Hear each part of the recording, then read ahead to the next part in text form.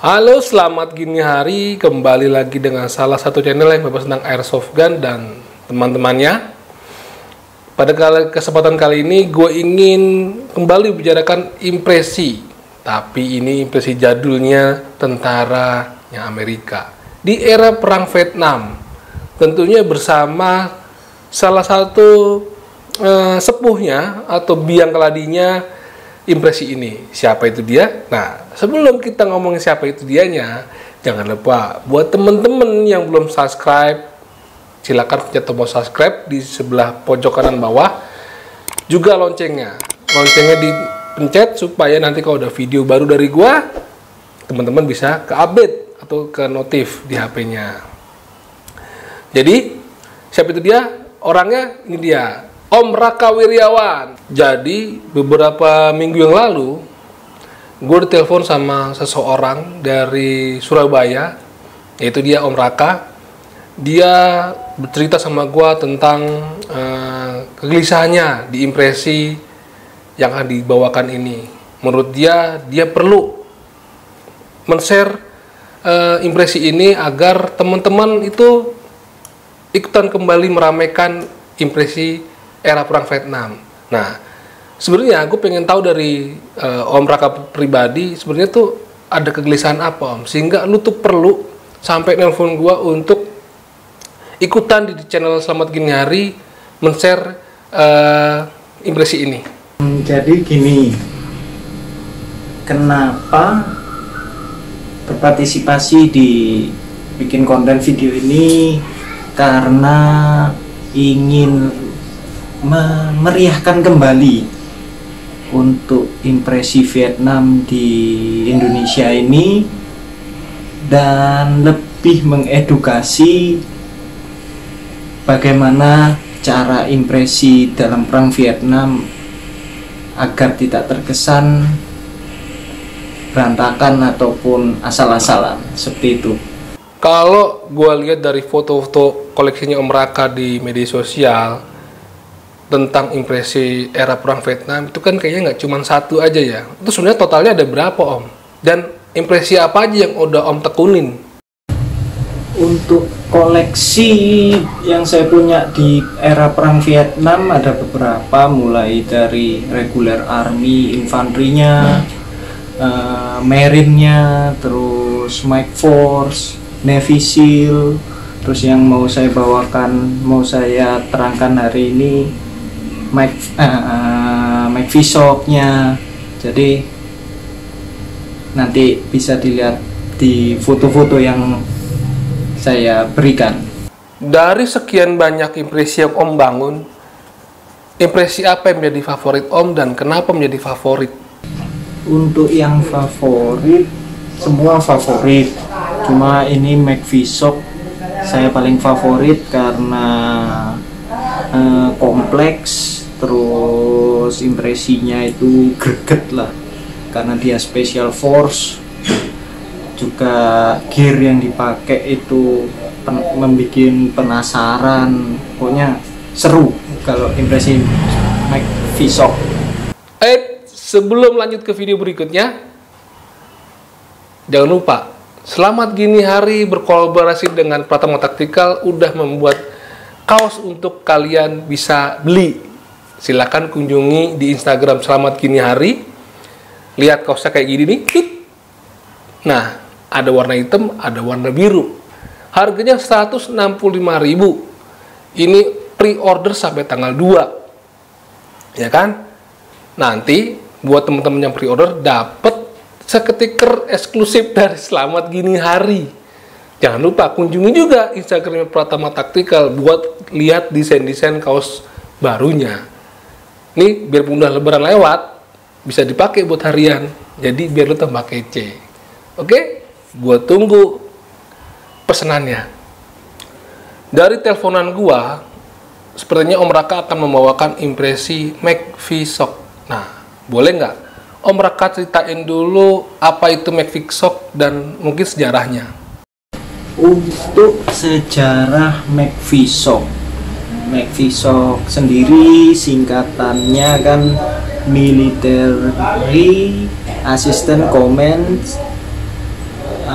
Vietnam Studies Observation Group. Nah, itu didirikan tahun 1964. Jadi di McVisoc sendiri ini anggotanya direkrut dari beberapa, semua pasukan lah, semua pasukan sesuai nanti misinya, kebutuhannya apa. Jadi direkrut dari mana dia. Terus yang beberapa itu McVisoc itu terutama untuk recon team ya. Jadi misi-misinya contohnya rekones, terus sabotase seperti yang terkenal di Ho Chi Minh Trail, sabotase jalur, terus penyelamatan tahanan ataupun pilot yang jatuh. Itu terutama di rekones ini membentuk recon team.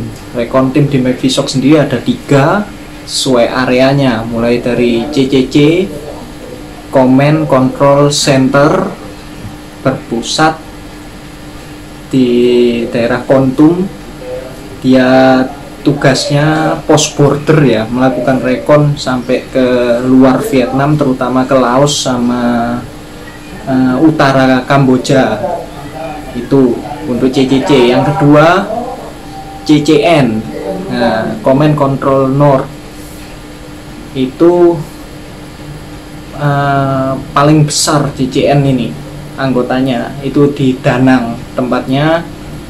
Dia sama juga kayak CCC, melakukan pos border sampai Kamboja, Laos. Yang ketiga yang paling kecil CCS, Command Control South, itu dia karena anggotanya paling kecil, misi rekonnya hanya di selatan Kamboja, seperti itu. Terus McVisoc sendiri dibubarkan kalau tidak salah tahun 1972.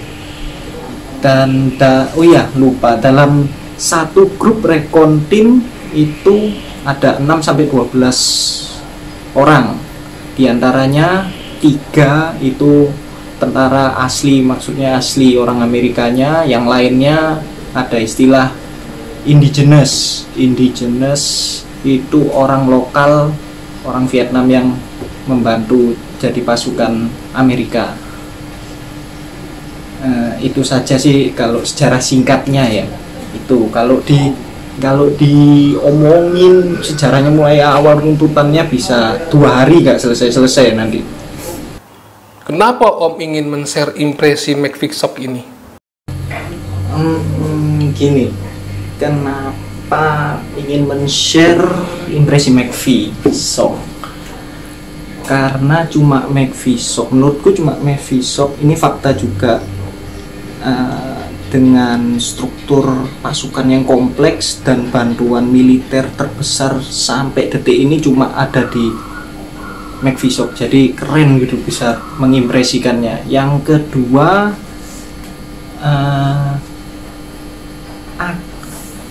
image anggapan orang selama ini untuk impresi McVisoc bisa asal-asalan, bisa pakai ini, bisa terserah orangnya, acak-acakan lah.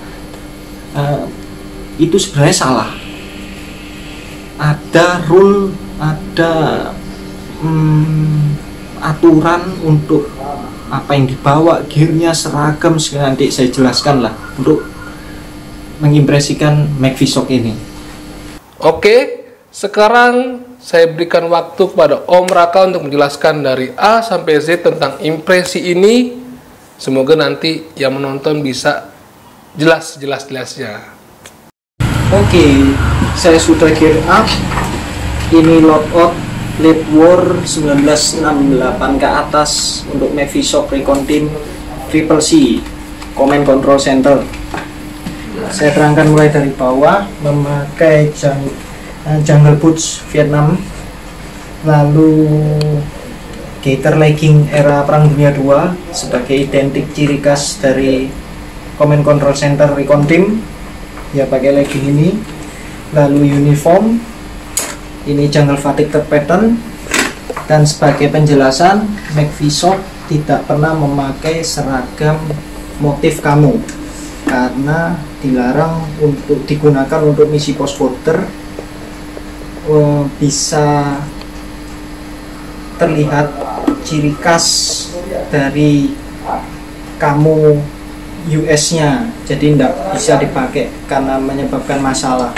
Dan penampilan McVishock harus semirip mungkin, penyamarannya mirip NVA ataupun Vietcong. Yang bisa digunakan seragam ini bisa hijau-hijau jungle fatigue ini di red card maupun tidak. Lalu seperti RTI Daho atau New York itu bisa pakai hitam-hitam atau disebut black pajamas, atau bisa pakai seragam-seragam yang mirip dengan NVA atau CISO uniform. Untuk selanjutnya wadah magasin ini unik, mereka pakai water canteen pouch. Kenapa pakai water canteen pouch? Sini ada 1, 2, 3 ya, ada 3. Kenapa pakai water canteen pouch? Karena sekali misi McVishock membutuhkan wajib membawa 30-40 magazine ukuran 20 round. Jadi pakai water canteen pouch ini lebih efisien karena bisa memuat 6-7 daripada membawa M56 Mac pouch ini hanya memuat 4.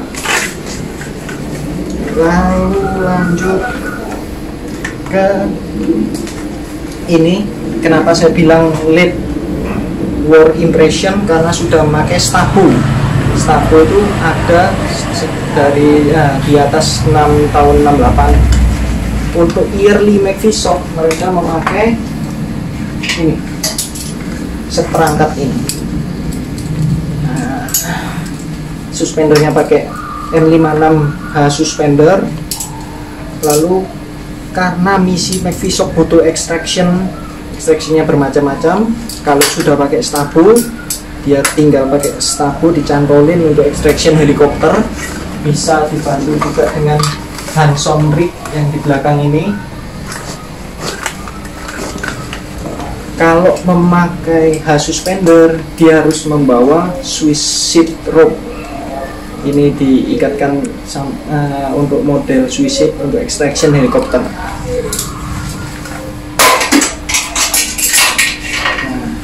Lalu lanjut, yang saya bawa ada 2 water canteen pouch, Hanson rig, terus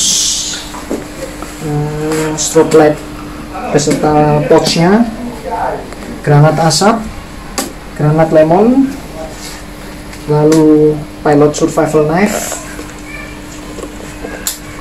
Ini ada kompas pouch, karabiner, lalu XM28E4 gasman. Di sini saya juga memakai CISO AKC rig untuk menunjang, membawa lebih efisien magasin yang dibawa. Dan di belakang saya pakai CISO rucksack, tas CISO rucksack. Kenapa pakai CISO rucksack dan apa itu CISO? CISO itu sebuah perusahaan di zaman waktu itu, di era Vietnam. Mereka itu membuat reproduction dari barang-barang yang dipakai oleh NVA maupun Vietcong. Jadi barang-barang VC maupun NVA yang ketangkep nih dipelajari, direpro, diperuntukkan untuk McV maupun Special Force agar dalam misi lebih baik dalam penyamaran mirip kayak NVA maupun Vietcong. Jadi makanya itu CISO. Untuk tas yang digunakan McVishock cuma CISO rucksack ini sama tropical rucksack. ARVN rucksack maupun marine rucksack tidak bisa dipakai. Itu aturannya seperti itu. Lalu ini unit XM177 spring, karena yang AEG masih dituner. Di sini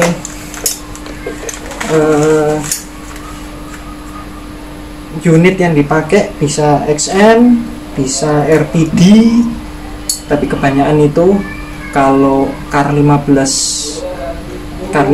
yang M16 pendek, versi pendek itu tidak pernah dipakai.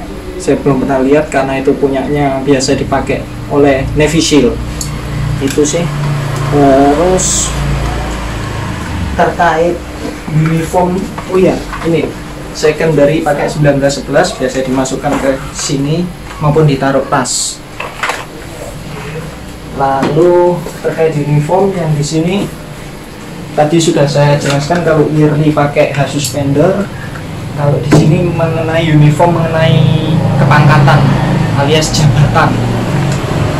Di McVie Shop ada istilah 10, 11, 01. Saya terangkan, 10 itu adalah pimpinan tim, 11 itu bisa wakil ataupun radioman, 01 itu anggota, terdiri dari indigenous biasanya. Dan ini seragam 10 vest, dalamnya 10 jaket, kebetulan dari Triple C. 10 jaketnya Triple C biasa dipakai. Setelan ini kalau di foto real ops-nya biasanya dipakai sama Lin M Black, terus banyak, nanti saya juga kasihkan foto. Ini dipakai oleh pimpinan regu dan tidak dipakai tempur, hanya di base maupun latihan. 10 jaket sama 10 vest. Untuk sementara yang digunakan lututnya seperti ini, mudah-mudahan bisa jadi referensi biar enggak asal-asalan, dan jangan pernah menganggap impresi McVie bisa acak-acakan, gampang. Impresi McVie ada rule-nya, jadi nggak bisa acak-acakan, nggak bisa sembarangan seperti itu. Oke, saya lihat.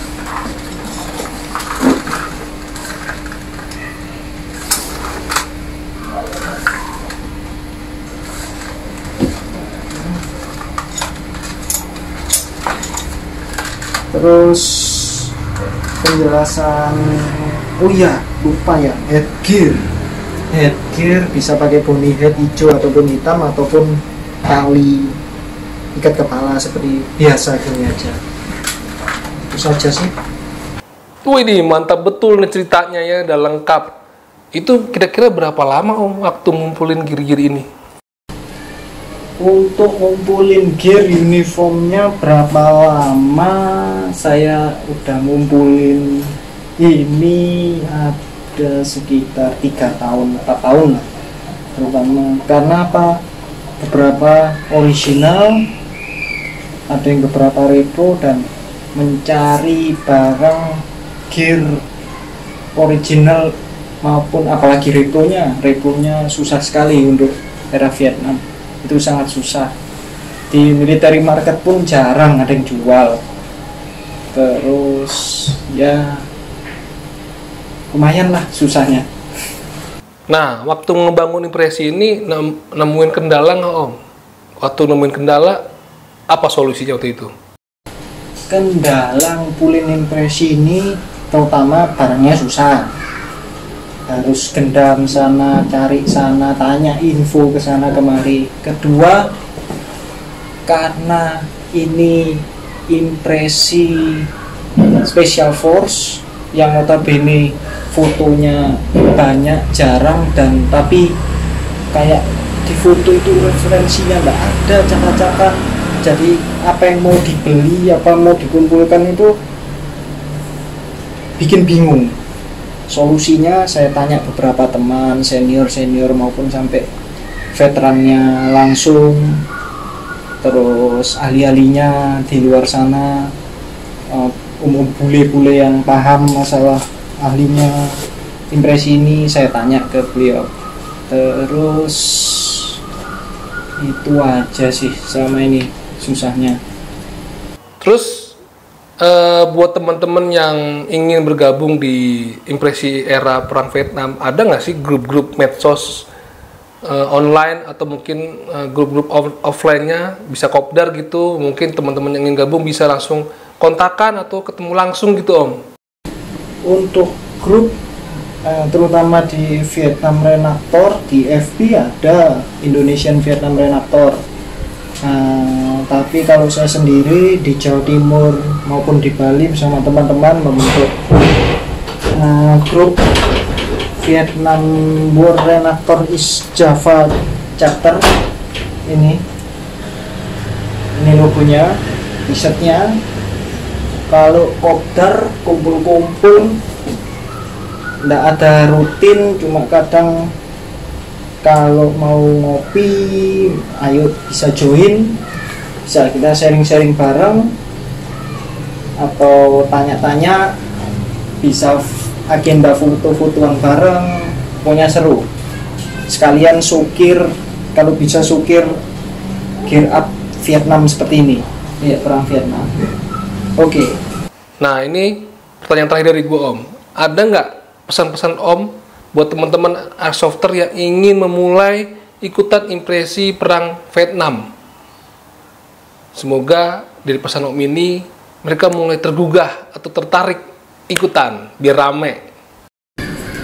Pesan teman-teman airsoft ya, apa ya, para Gerdo airsoft sudah keren-keren sih. Ini kan lebih ke impresi jadul.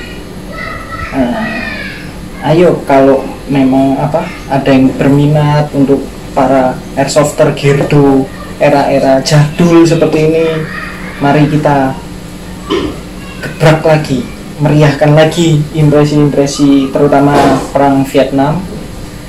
Lalu jangan pernah takut, jangan pernah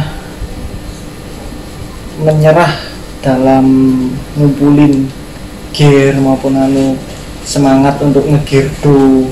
Banyak itu saya lihat teman-teman girdo yang semangat mulai dari umur masih muda sampai wah semangat, salut saya.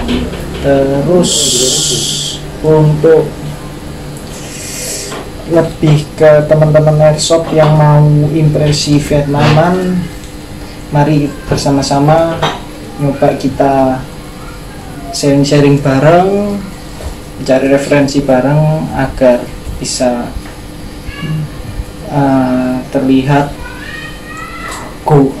terlihat impresi karya kita bisa go internasional, itu lebih membanggakan. Jadi itu saja sih dari saya. Oke, terima kasih Om Raka atas waktunya. Oke, kalau gitu terima kasih banyak kepada Om Arif Wahyu. Selamat gini hari kepada teman-teman airsofter Gerdo yang melihat, mengapresiasi impresi McVisoc era perang Vietnam ini. Mudah-mudahan bisa jadi referensi, mudah-mudahan berguna untuk pembelajaran yang mau impresi McVisoc. Dan tidak lupa saya juga mohon maaf bila ada kesalahan kata maupun luput penjelasan saya salah, mohon maaf sekali lagi. Terima kasih bisa kesempatan ngisi konten di Selamat Pagi Hari. Oke, demikian dulu obrolan singkat gue dengan Om Raka Wiryawan sebagai salah satu airsofter yang mengimpresikan era perang Vietnam. Semoga dengan video kali ini teman-teman airsofter yang lain yang ingin memulai bisa terpacu untuk terus ikutan impresi jadulnya. Buat teman-teman yang belum subscribe, klik tombol subscribe yang ada di pojok kanan sebelah bawah dan tombol loncengnya. Ya, stay safe, stay healthy. Semoga selalu sehat. Dadah.